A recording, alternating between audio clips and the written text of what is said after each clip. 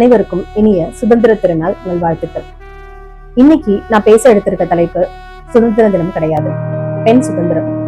ஒரு பெண் சுதந்திரம் அடையாம நாட்டுக்கு கிடைச்சிருக்கிறது வெறும் பாதி சுதந்திரம் தான் அப்படின்னு சொல்லிட்டு பெரியார் சொல்லியிருக்காரு. 1947 ஆகஸ்ட் 15ஆம் தேதி நமக்கு சுதந்திரம் கிடைச்சது, அரசியல் சுதந்திரம். அந்த சுதந்திரம் கிடைத்திருந்தப்போ பல பெண்கள், பலதரப்பட்ட பெண்கள் இன்னமும் சிறைச்சாலையில தான் இருந்துட்டு இருந்தாங்க. இங்க சிறைச்சாலைன்றது இரும்பு கதவுகள் கிடையாது, அவங்களுடைய மனக்கதவுகள், அவங்களுடைய பழைய சிந்தனைகள். பண்டைய காலத்துல கணியன் பூங்குன்றனார், ஔவையார் போன்ற பெண்மணிகள் அரசியல், இலக்கியம், வரலாறு, போர்க்களம், அறிவியல் அப்படின்ட்டு எல்லாத்திலுமே சிறந்து விளங்கிட்டு இருந்தாங்க. இடைப்பட்ட காலத்துல பெண்கள் அடிக்கோடுகள் என்ற பெயர்ல அடிக்கட்டுல மாறிட்டாங்க. வேலு நாச்சியார் ஆங்கிலேயரை எதிர்த்து தன்னுடைய அரண்மனையவே கொளுத்தி ஆங்கிலேயர்கிட்ட இருந்து போர்ல வெற்றி பெற்றாங்க. சரோஜினி நாயுடு, கஸ்தூரிபா காந்தி, அன்னி பெசன்ட் போன்றவங்களோட குரல் பிரிட்டிஷ் அரசாங்கத்தையே உழுக்குச்சு. இவங்க எல்லாரோட எண்ணமும் நம்ம அரசியல் சுதந்திரம் பெற்றப்ப என்னவா இருந்திருக்கும் அப்படின்னா, இனிமேல் பெண்கள் தங்களோட உரிமையோடு சுதந்திரமா வாழ்வாங்க அப்படின்ட்டு. ஆனா 78 சுதந்திரம் பெற்று 78 ஆண்டுகள் கழித்தும் இன்னமும் பெண்களின் சுதந்திரம் ஆடை தட்டுப்பாடு, தடைப்பட்ட பாதை, தள்ளுபடி சம்பளம், தவறான பார்வை அப்படின்ட்டு இதை நோக்கிதான் இருந்துகிட்டு இருக்கு. சுதந்திரம்னா வெறும் சுதந்திரமா? சுதந்திரம் பல்வேறு வகையான சுதந்திரங்கள் இருக்கீங்க. எடுத்துக்காட்டுக்கு பொருளாதார சுதந்திரம், சமூக சுதந்திரம், தனிப்பட்ட சுதந்திரம், அரசியல் சுதந்திரம் அப்படின்ட்டு நிறைய இருக்கு. அரசியல் சுதந்திரம் எடுத்துக்கிட்டோம் அப்படின்னா இன்னைக்கு ஆண் பெண் இரு பாலினர்களும் சமமான ஓட்டுரிமை பெற்றிருக்காங்க. ஆனா அரசியல்ல பெண்களின் பங்களிப்பு எந்த அளவுக்கு இருக்கு அப்படின்னு சொல்லிட்டு பார்த்தோம் அப்படின்னா அது இங்க கேள்விக்குறியாதான் இருந்துகிட்டு இருக்கு. அதற்கு காரணம் ஒண்ணு என்ன அப்படின்னா, பெண்களுக்கு எதுக்கு அரசியல் அப்படின்ட்டு முன்வைக்கப்படுற முதல் கேள்வி. அடுத்து என்ன அப்படின்னா, ஒரு பெண் அரசியலுக்கு வந்துட்டாங்க அப்படின்னாலே அவங்கள பத்தியும் அவங்களுடைய நடத்தைய பத்தியும் தவறா பேசுறது. இன்னைக்கு எல்லாராலையும் இரும்பு பெண்மணி அப்படின்னு சொல்லிட்டு போற்றப்படுற ஜெயலலிதா அம்மையாரும் அவங்களோட இளமை காலத்துல இது போன்ற விமர்சனங்களை சந்திச்சுட்டு தான் வந்திருக்காங்க. இந்த மாதிரி நிறைய காரணங்கள் தான் பெண்கள் இன்னமும் அரசியலுக்கு முழுமையா வராம இருக்கிறது. இந்தியாவிலேயே தமிழ்நாட்டுல பெரும்பான்மையான இடஒதுக்கீடு பெண்களுக்கு அரசியல்ல கொடுத்திருக்காங்க. இந்தியாவிலேயே தமிழ்நாடு பெண்களுக்கு கொடுத்திருக்க இடஒதுக்கீடுல முன்மாதிரியா திகழ்ந்துட்டு இருக்கு. ஆனாலும் பெண்களின் அரசியல் பங்களிப்பு குறைவாதான் இருந்துகிட்டு இருக்கு. அதுக்கான காரணம் நேர கட்டுப்பாடுகள், குடும்ப சூழ்நிலை, சமூக விதிமுறைகள் அப்படின்ட்டு நிறைய சொல்லிட்டே போலாம். அடுத்து பொருளாதார சுதந்திரம் அப்படின்னு சொல்லிட்டு எடுத்துக்கிட்டோம் அப்படின்னா, அன்னைக்கு சிறுவாட்டு காசை எடுத்து குடும்பத்துக்கு கொடுத்ததுல இருந்து இன்னைக்கு ஹோம் லோனை ஷேர் பண்ற வரைக்கும் பெண்களின் பங்களிப்பு பொருளாதாரத்துல என்னைக்குமே உயர்ந்துதான் இருந்திருக்கு.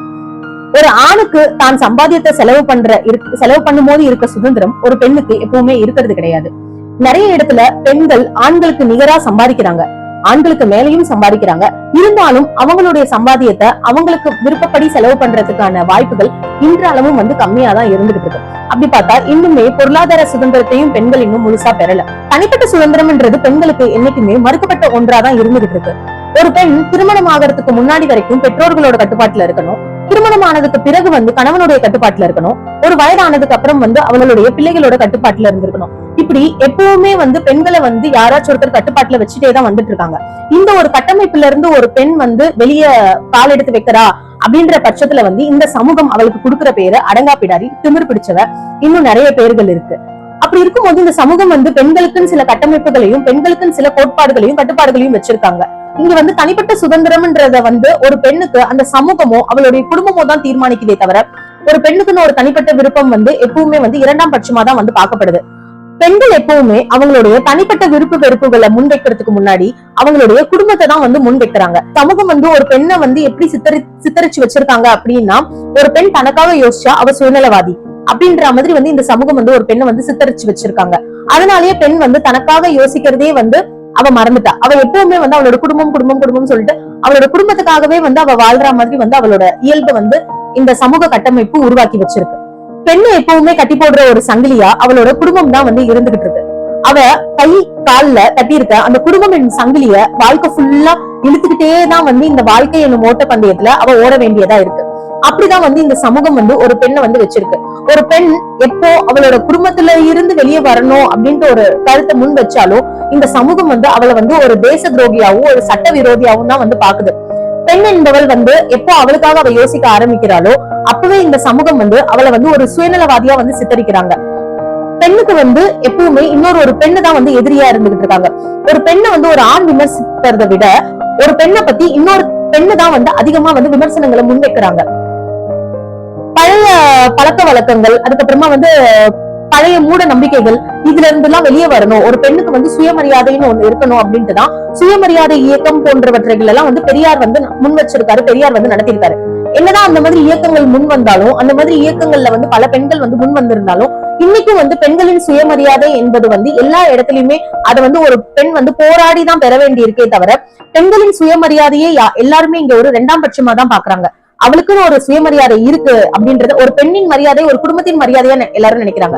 ஒரு பெண்ணுக்குன்னு தனிப்பட்ட சுயமரியாதை இருக்கு அப்படின்றத வந்து இங்க யாரும் வந்து புரிஞ்சுக்கிறதும் கிடையாது, அதை வந்து யாரும் ஏத்துக்கிறதும் கிடையாது. இந்த சமூகம் எப்பவுமே ஒரு பொண்ணை குறைக்காணும் முனைப்போட தான் வந்து பாக்குறாங்க.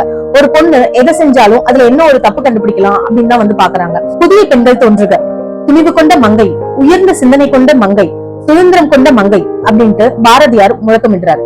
பெண்கள் சுதந்திரம் பெறாம இந்த நாட்டுக்கு கிடைச்சிருக்கிறது வெறும் பாதி சுதந்திரம் தான் அப்படின்ட்டு வந்து பெரியார் சொல்றாரு. பெண் விடுதலை என்பது ஆணாதிக்கத்திலிருந்து கிடைக்கும் விடுதலை மட்டுமல்ல, பழைய சிந்தனைகளிலிருந்தும் கிடைப்பதுதான் உண்மையான பெண் விடுதலை அப்படின்ட்டு அறிஞர் அண்ணா சொல்றாரு. அரசியல் சுதந்திரம் போல பெண் சுதந்திரம் ஆயுதங்களை கொண்டு பெறப்படுறது கிடையாது. கல்வி, பொருளாதாரம், சுயமரியாதை இது மூலியமா பெறப்படுறதுதான் உண்மையான பெண் சுதந்திரம். சுதந்திரம் என்பது வேண்டி பெறுவதல்ல, பிடிச்சதை செய்யறது சுதந்திரம் கிடையாது. பிடிக்காததை என்னால செய்ய முடியாது அப்படின்ட்டு பகிரங்கமா சொல்றதுதான் உண்மையான சுதந்திரம். என்னைக்கு ஒரு பெண் யாரிடமும் அனுமதி கேட்காம பேசுறாளோ, அடுத்த அடிய பயம் இல்லாம வாழ்க்கையில எடுத்து வைக்கிறாளோ, அவளோட வாழ்க்கைய யாருடைய துணையும் இன்றி வடிவமைக்கிறாளோ, அன்னைக்குதான் அது உண்மையான பெண் சுதந்திரம். நிறைய பெண்கள் பெண் சுதந்திரம் அப்படின்னா ஆண்கள் செய்யற எல்லாத்தையுமே செய்யறது அப்படின்னு சொல்லிட்டு ஒரு தவறான புரிதலோட இருக்காங்க.